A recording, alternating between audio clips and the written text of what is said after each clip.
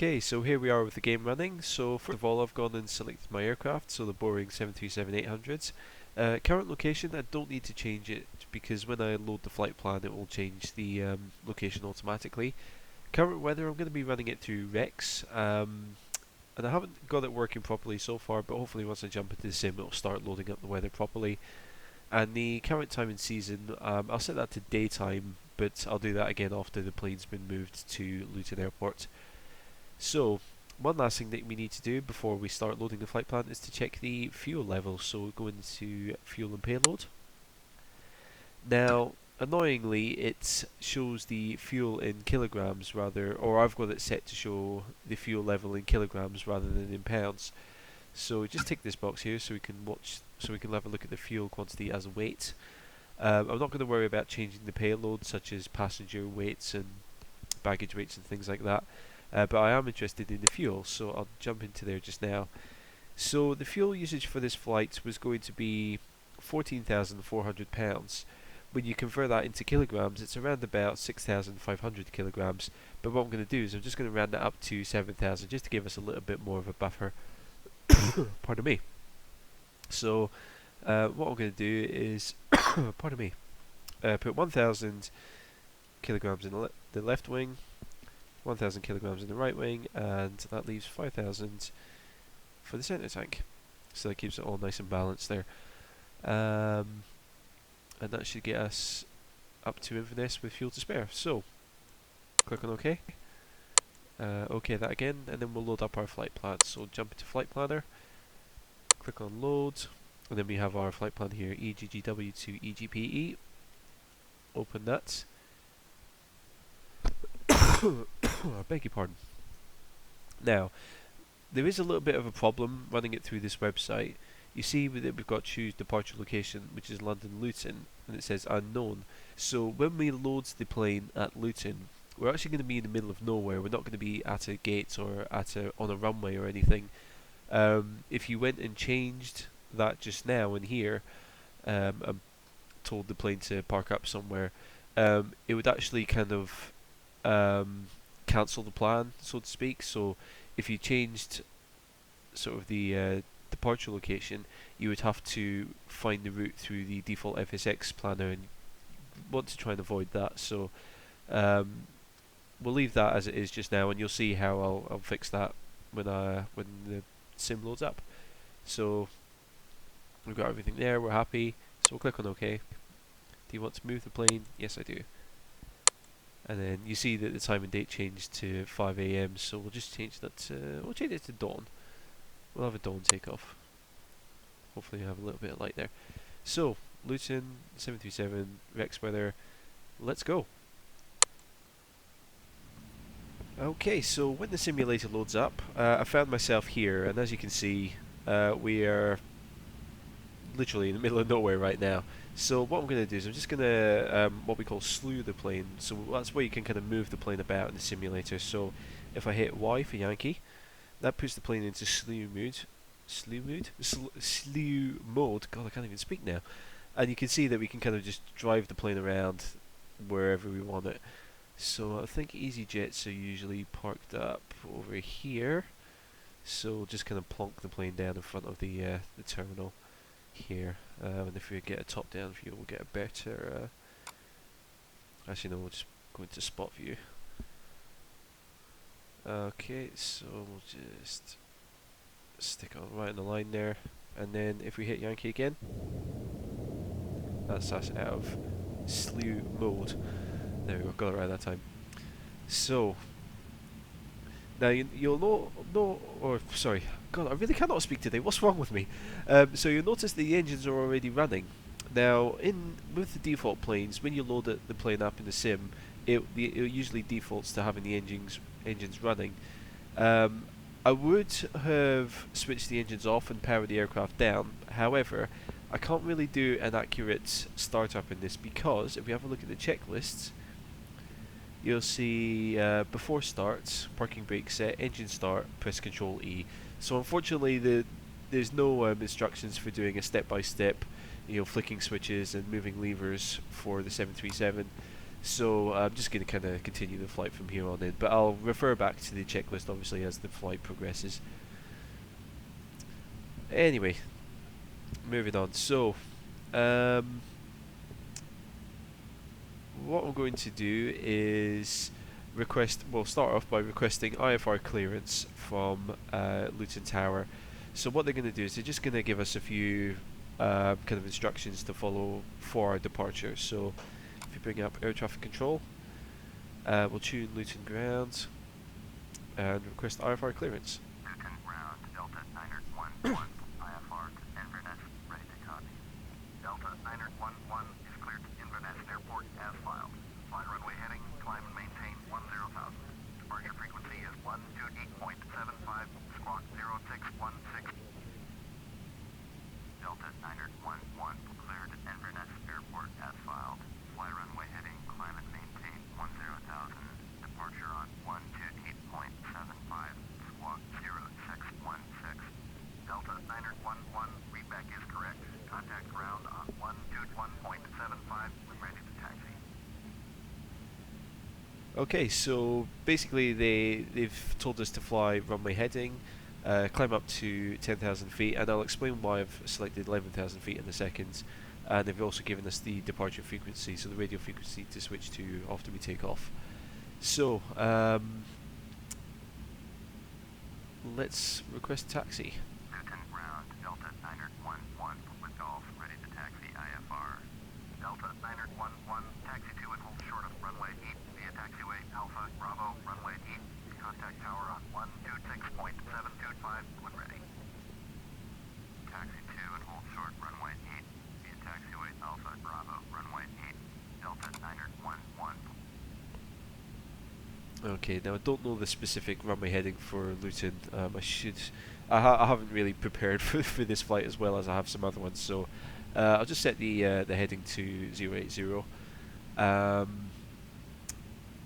Yeah, and also what I probably should have done is listen into the ATC before contacting air traffic control as well, so we had a more accurate view of the weather. But never mind, it's just a bit of fun. It's Flight Simulator. It's just a bit of fun.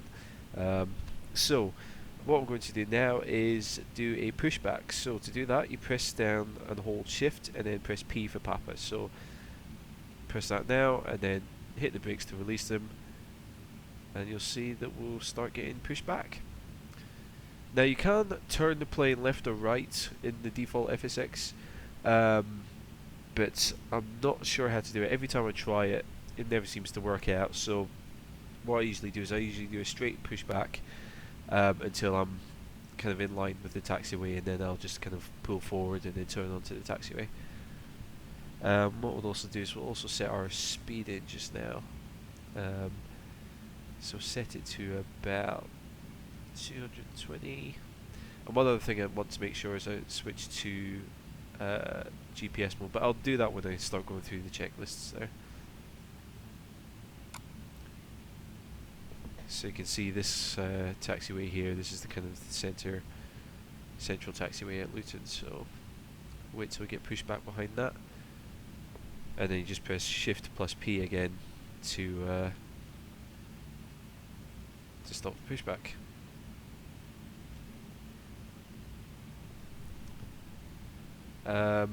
While I'm thinking about GPS, I'll just bring that up and I'll just stretch that out there so you got a clear view of that. Okay, okay, let's see, checklist. So, de-ice, don't think we need it. I don't know how to turn it on even if we do. Flight controls, yeah, I've got a joystick and that's working, good. Autopilot, so yeah, I've set in all of the autopilot commands there. Now, we were cleared up to 10,000 feet, but I've set in 11 there. What the simulator tends to do is, once you just about reach 10,000 feet, or whichever altitude it assigns to you, the air traffic control will usually give you clearance to go beyond that. So, rather than like having the plane climb and then level off and then climb again when you receive the instruction, I just go about 1,000 feet above wherever it's said, and then usually, that lets you do a smooth climb rather than climbing, leveling off, climbing, leveling off, so to speak. So that's all there. Auto brake down to rejected takeoff. So just in case we need to reject takeoff, the plane will automatically brake for us, which is good. Avionics switch is on. I don't even know where that is in the 737. Avionics set. So yeah, so that was all our kind of radios and our little squawk code down here, so they can track us on radar. Trim set. Trim. I do need to trim. So roll that back so we've got the little white mark is kind of within the green zone there. Get rid of that. Bring this back. Beacon light on. Beacon light. I think that's that. Although I did notice, I did do like one practice run with a 737, and some of these lights, like I would flick them on the 2D panel, and it would be different in the 3D panel, and then sometimes the lights were on, sometimes they're off, but I don't know. It's a little thing. Anyway, lights. Oh god, now I've done it. Right. Okay, so I think all of the lights are on. So just going to blind everyone who's on the ground. Never mind. Okay, so let's start making our way towards the runway. So what I'll do is I'll just increase throttle slightly as you move into the virtual cockpit as well, because it's a bit easier to see out of.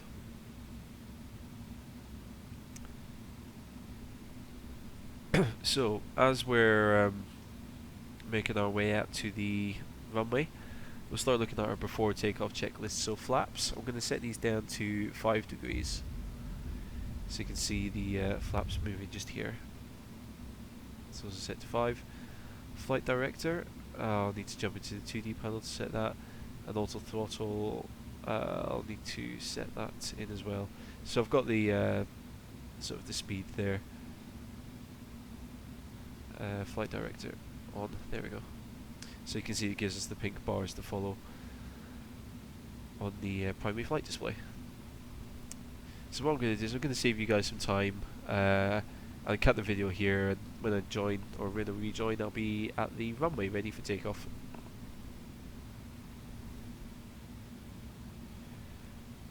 Okay, so here we are next to the runway now. Unfortunately, we're not actually near the end of the runway, so what we're going to have to do is taxi out onto the runway, taxi along to the right, and then turn around and then take off from there. So what I'm going to do is just call the tower now and ask for permission for takeoff, because we'll be moving on to the runway. Newton Tower, Delta 911, ready for IFR departure, runway 8. Delta 911, cleared for takeoff, runway 8. Cleared for takeoff, runway 8. Delta 911. Of course we're clear for takeoff. There's no one else in the world flying right now. Well, in my game at least, that is. Never mind. So what we'll do is we'll taxi along over to the right here, and then what we'll do is once we get down to the end of the runway, we'll do a turnaround and we'll take off. So what I've done just on the taxi on the way out here, if I close that, is I've just armed the auto throttle here. So once I hit this button, the autopilot will take care of the throttles and bring my speed up to 220. As we're heading along here, we'll look at our takeoff checklist. So brakes will release, that's not a problem. Strobe lights should be on already. Transponder, I don't know how to switch it to alt, I don't even know if it works in the default.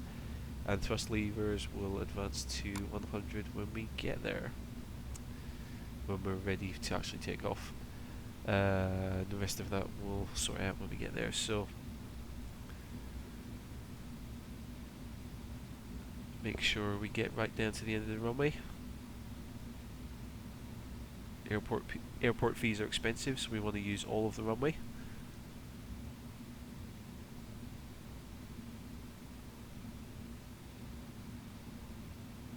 Turn, turn, turn, turn, turn.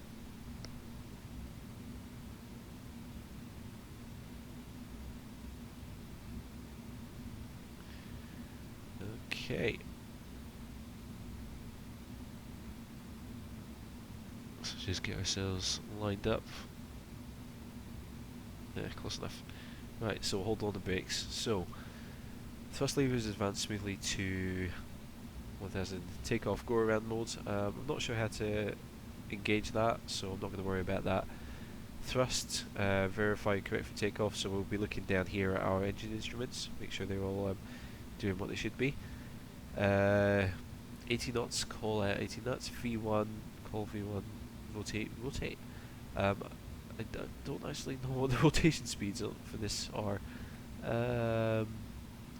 Okay, so V1 for 90,000 pounds, so I think it'll be about 140 will be our takeoff speed. Yeah, let's just say 140. Sold it. Landing gear and all the rest of it. Yeah, cool. Okay. Think I'm ready. You guys ready? Well, if you're not, get ready.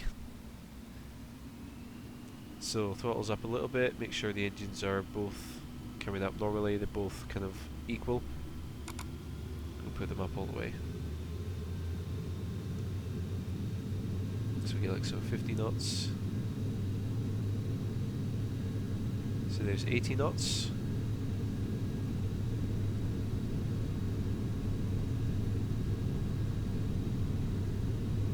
So there's 140, rotate. And up we go. So we've got positive rate of climb, so gear up. Oh, really got the nose up high there. Contact Luton departure on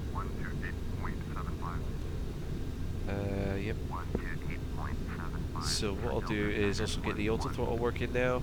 I'll get the heading select working and our altitude hold working, and the on the autopilot master switch there. So I'm now hands off the controls, and the autopilot should be taking care of everything. Wow, that was a bit of a steep climb out, but that'll be good for noise abatement, I guess.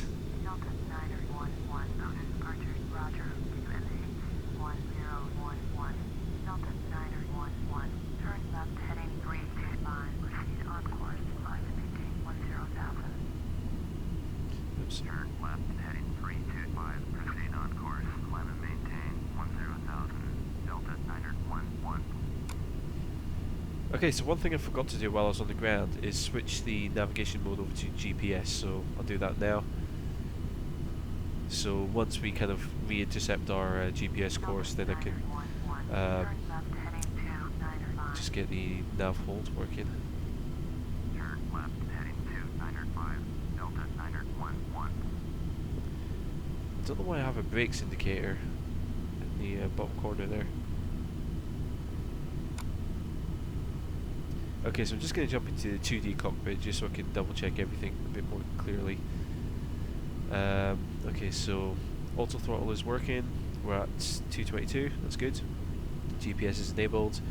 290 is on the heading. Altitude is 11,000, although we're climbing to 10,000, but that should change.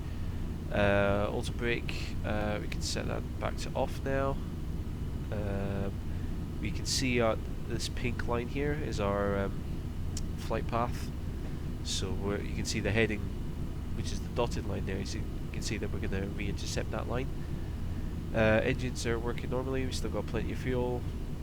All of the instrument readouts were all equal, which is good. I can actually bring the flaps up now as well. So bring those up all the way. So we'll expect the engine speed to drop now because there's less drag on the plane. And I think everything is going groovy. So yeah, so the barometric pressure they said changed, so that was 1011, and of course they do it in inches, so I'm going to have to convert that if you bear with me for 2 seconds. Let's see. So I'll have to use a converter on my phone here. So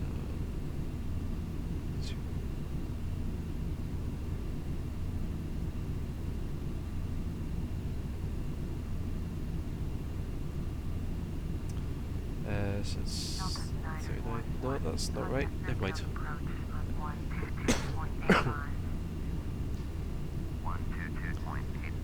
for Delta 911. Okay, so you can see that we're going through the sort of the different departure controllers now, both as we change altitude and as we get further away from Luton Airport.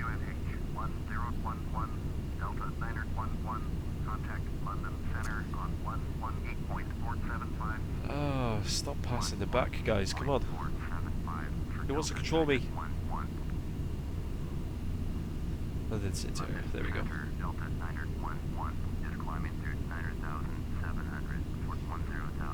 So right now the plane would be levelling off at 10,000, but I'm guessing the next instruction is going to be climb to something else.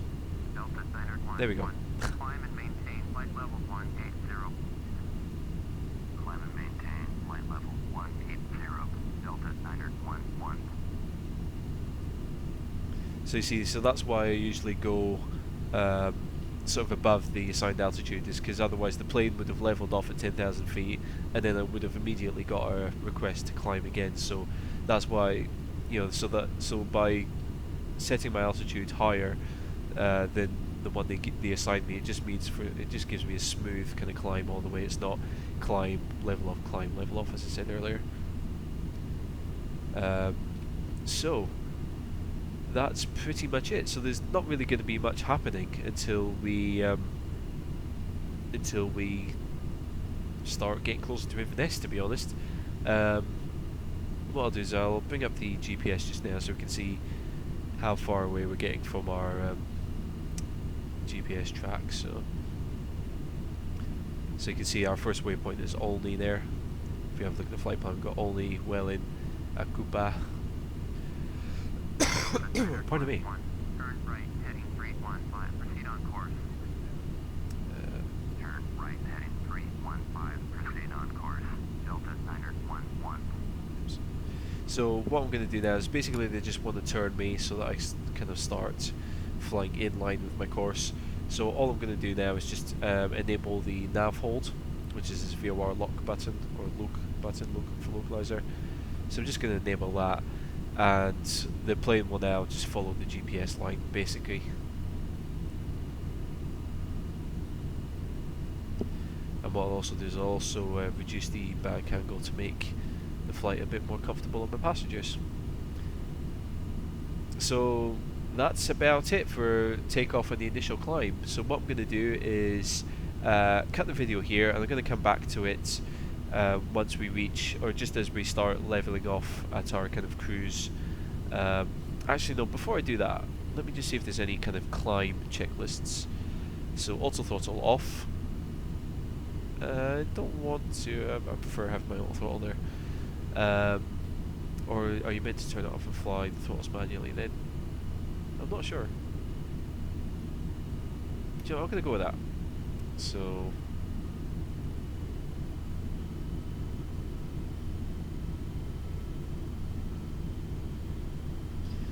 set the throttles to about 75%, or 75 on the N1 there. Landing lights can all go off now. Taxi lights can go off as well. And altimeter can be set to default. Don't know how you do that. Yeah. So you see now it's 290.92 inches. Yeah, so that's everything for the climb. So yeah, so now what I'm going to do is cut the video here, and I'll see you again just as we reach the sort of our top of climb, or as we transition into the cruise phase of flight.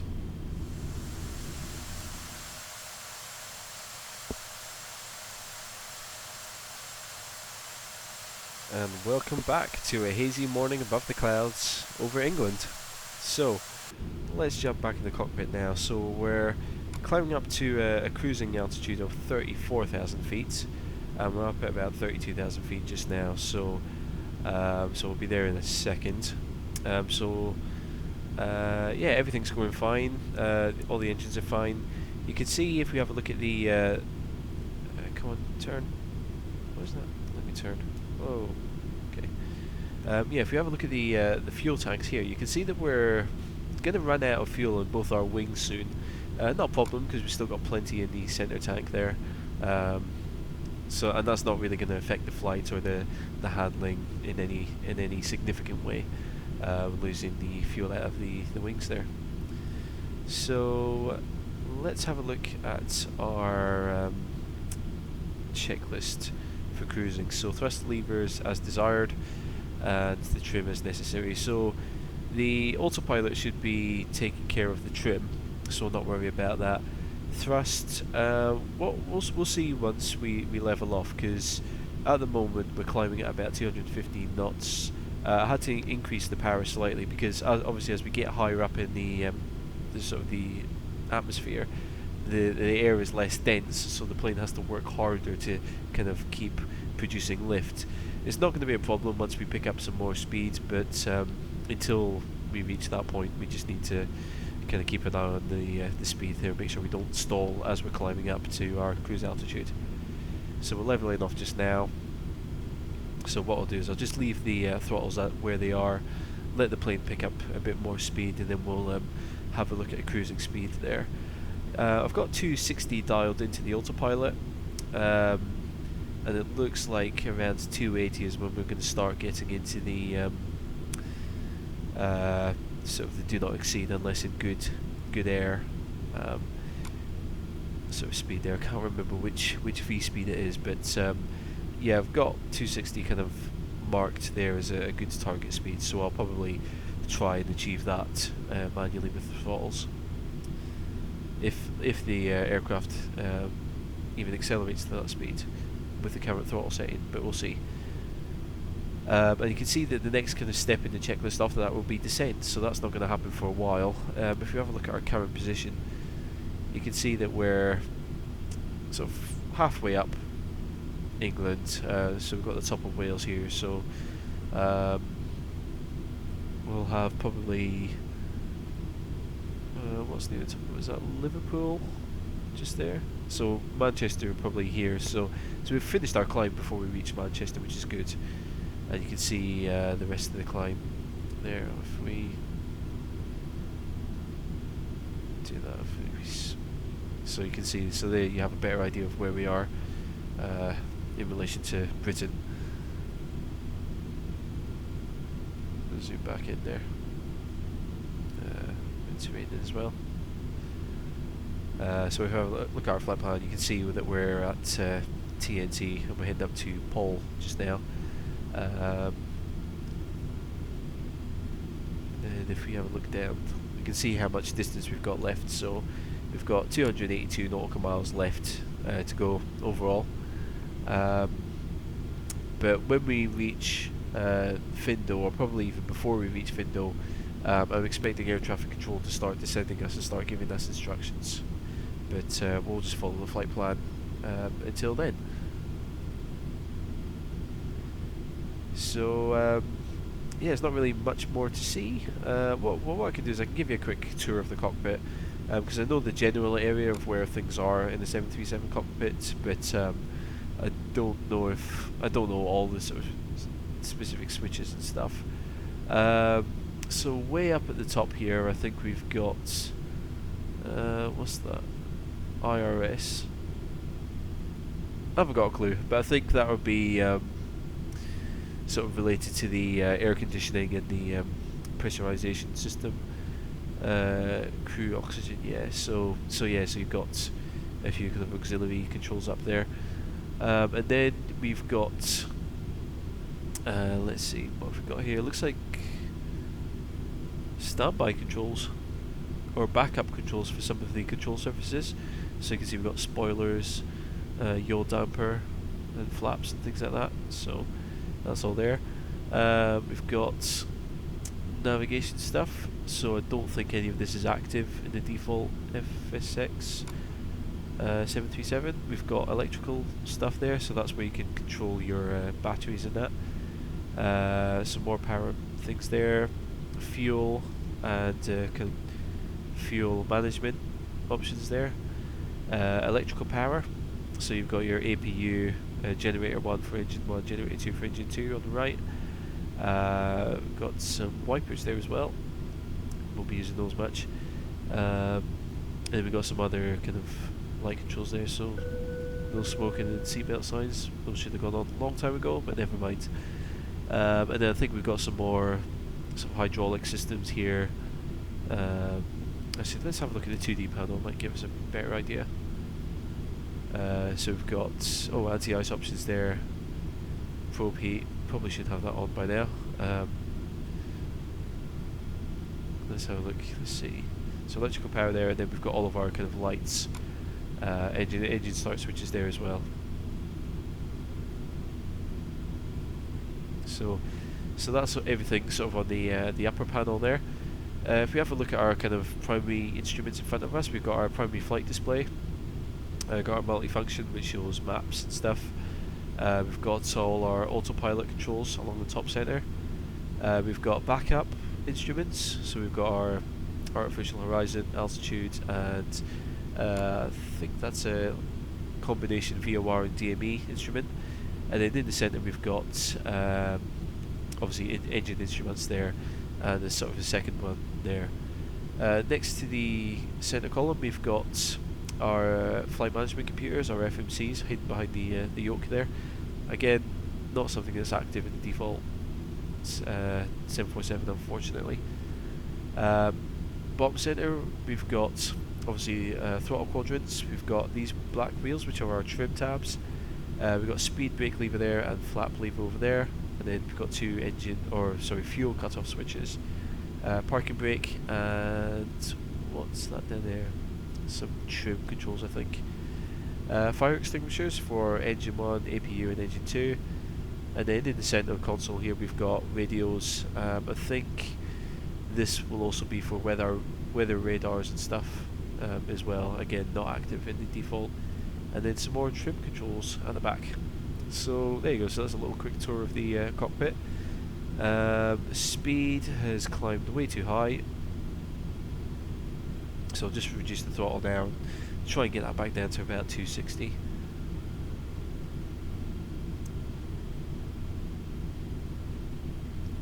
And as you can see here, yeah, now we're starting to really run low on fuel in the center tanks. We're not going to get any kind of warnings when they run out or anything, because as I said, we still got plenty in our center tank there, which will be more than enough to finish the flight, and also redirect if necessary. So that's about it for the cruise, really. There's not really much more I can show you, and I don't think I can entertain you for another, how long is it going to take? Doesn't say. But yeah, I don't think I'll be able to entertain you for another maybe half an hour at least. So what we're going to do is cut the video here, and then I will see you again when we begin our descent.